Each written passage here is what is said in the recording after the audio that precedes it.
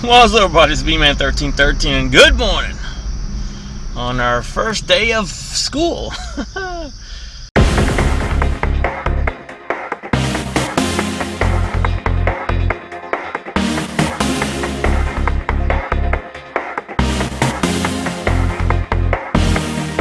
If you didn't know, I'm a school teacher, and today's our first day before the kids come, so it's not the official first day of school for the kids, but it's our first day of school for us teachers. This is going to be our bench test for today. Fully loaded, fully charged.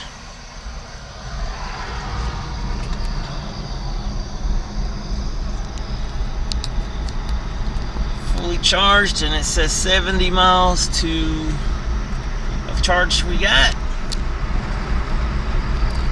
And yeah, so today I'm gonna go down. I'm not in a hurry to get to work, so I'm just gonna go down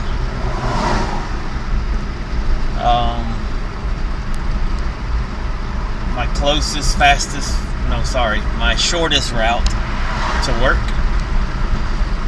and then we'll go from there on a bench test. So today's bench test will be just a normal, hopefully normal drive to work, and then we'll see how many miles we got left. And then the cool thing about the Beamer here, the BMW i3, is that I should have enough charge to get to work and come home with no problems at all, whether it's interstate or back roads. So today we're going to do back roads, then we'll go from there. So let's see what we end up with today. Alright, so we're about the halfway point to work here. About 10 and a half miles. It's about 21, 22 miles to work on this road. This is the shortest route mileage-wise. The fastest route is the interstate. And so, good time to look and see what we got right around now. We've used... that's the thing, this car doesn't tell me what we used and what we haven't used and that sort of thing. I do have the only info really that I can get is this thing here.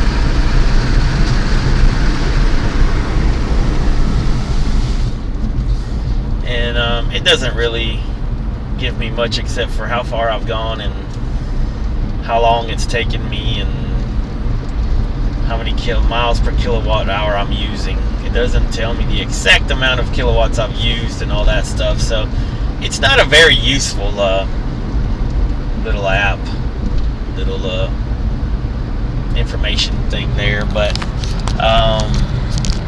yeah, right off the bat, some of the things you notice on this car versus the Volt, and not here to compare them, it's just what I have to compare them, is that the regen is a lot stronger than on the Volt. The Volt doesn't regen much, but the Volt does glide. Oh my gosh, like right here I could let off the gas and I could glide all the way to the stop sign without really slowing down. And so yeah, that's the very first impression. It's also a little more squirrely. That probably has to do with the wheelbase and the size of the tires. Very skinny tires and the short wheelbase. It's a little more squirrely. But that also makes it a little bit more agile and nimble, it feels. So, it's a give and take on that one. The Volt, you sit in the car. And in this one, you sit almost like an SUV. You're up on the car. You can see out a lot better, easier. In the Volt, you're kind of like in a sports stance, I call it, sitting down in the car. Both have their advantages. I kind of like the relaxed state of the Volt. It was a commuter, so it wasn't, it was what it was. I liked it, but I like this too. I like the visibility out of this a lot, and so yeah. First impressions. One of the things to keep an eye on as you watch these experiments of mine here in the BMW anyway is that gas. Prepare to turn right. That gas gauge there on the bottom left hand corner, because 500 feet, turn right onto Georgia 332. it really tells you how good you're driving. It kind of gauges how good you're driving. Right. Like, you gotta love these GPS things that tell you the same thing 350 times.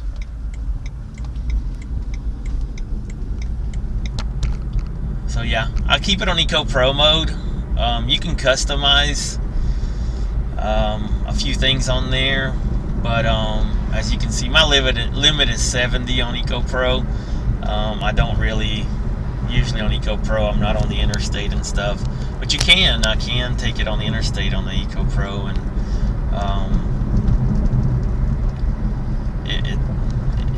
I noticed the Eco Pro and Eco Pro Plus don't have much of a difference if you're driving good, normal. They don't change much. 2 miles there, but I'm not sure what the 2 miles is giving me from. Where is it getting those 2 miles from? We'll do Eco Pro on another day. Some of the things, as I've said before in my videos, is that, there's so many factors that you can't really do good tests and have 2 days in a row basically of do the same thing. You can't do it. It won't happen. And so today, if you look at the temperature there on the top left-hand corner of the screen, is 67 degrees. Beautiful morning here in Georgia. Optimal temperature for the car. These are the temperatures. It's like between 65 and 75, 80. It's happy. It gives you the best, most mileage possible out of your charge. Anything hotter or cooler, it doesn't like as much. But yeah, let's see what happens when we get to work. Alright, so it's about 22 miles to work.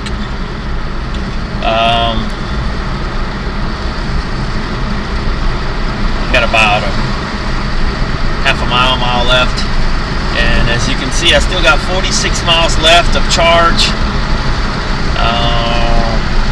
73 miles gas means I didn't drive great.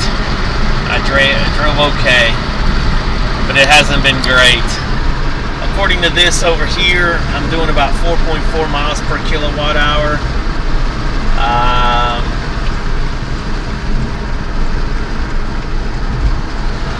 And 22 miles as I pull into work here, 32 minutes.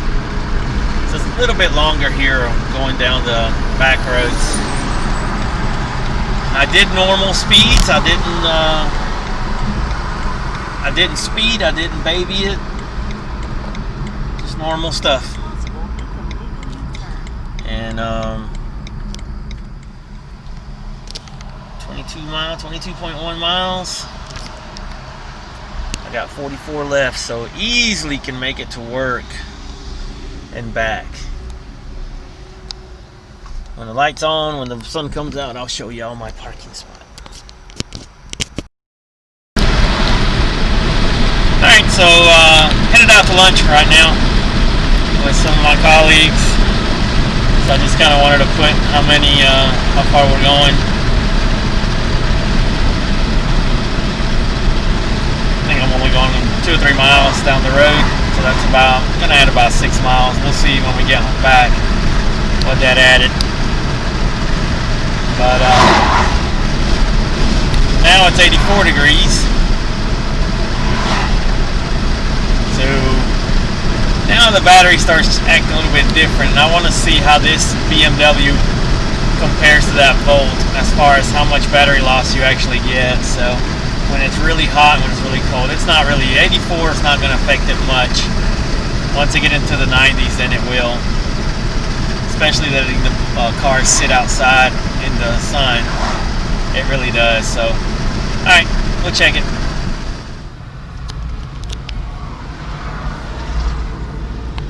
All right, time to go. On time. And so we got 30 miles to go 20. Well, we got 22 miles to go home. So that's coming to work. Then I went 9 miles for lunch, round trip. 4.5 miles to Chick-fil-A, came home, or came back to work, and now we're going home. Now, today I didn't plug in. I'll be plugging in every day. Starting tomorrow, I'll plug in. No reason to waste free energy, free electricity there. But,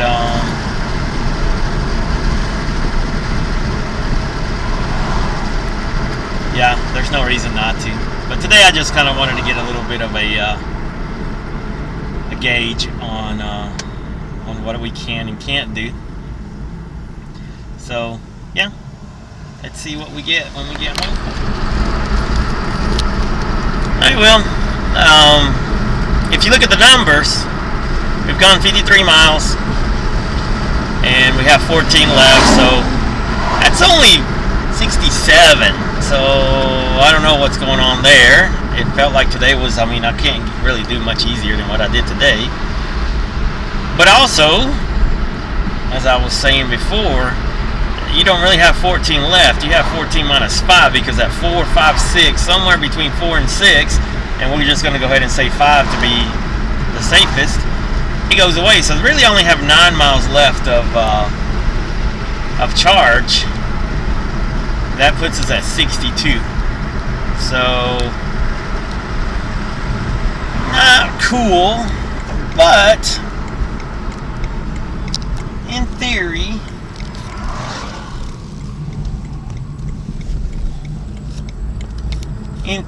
I should be able to go to school and come home easily. Obviously, I went to school, came home, went another 9 miles, and almost make it back to school, or back home, so I can go from home to school, home, and then almost back to school in one charge.